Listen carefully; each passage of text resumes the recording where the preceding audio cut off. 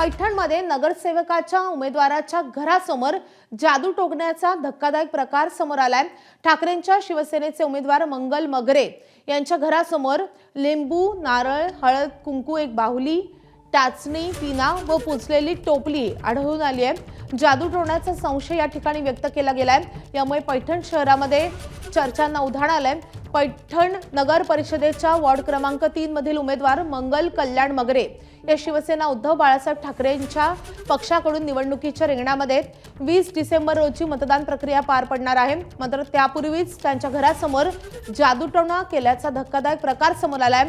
याची सखोल चौकशी करावी अशी मागणी त्यांनी केली आहे।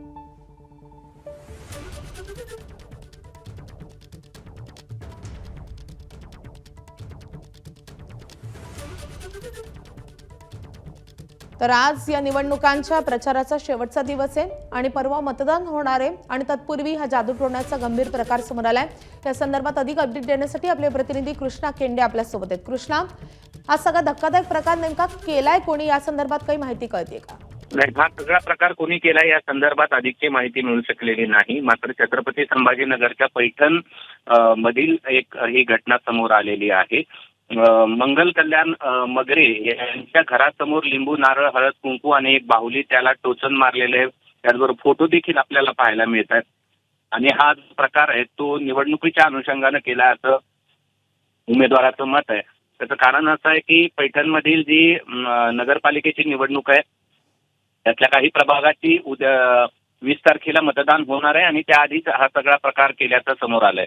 ठाकरे गटाच्या ह्या उमेदवार आहेत आणि त्यांच्या घरासमोरच हा सगळा प्रकार झालेला आहे। वॉर्ड क्रमांक 3 मधील या उमेदवार आहेत आणि 3ची मतदान 20 डिसेंबरला पार पडणार आहे। त्यापूर्वीच अशा प्रकारचा धक्कादायक प्रकार त्यांच्या समोर आल्यानं त्यांनी या सगळ्या प्रकरणाची सखोल चौकशी करण्याची मागणी केली आणि ज्यांनी कुणी हा सगळा प्रकार केलाय त्याच्यावर कायदेशीर कारवाई करण्याची देखील मागणी केलेली आहे। कृष्णा, धन्यवाद या माहितीसाठी। एबीपी माझा, उघडा डोळे बघा नीट।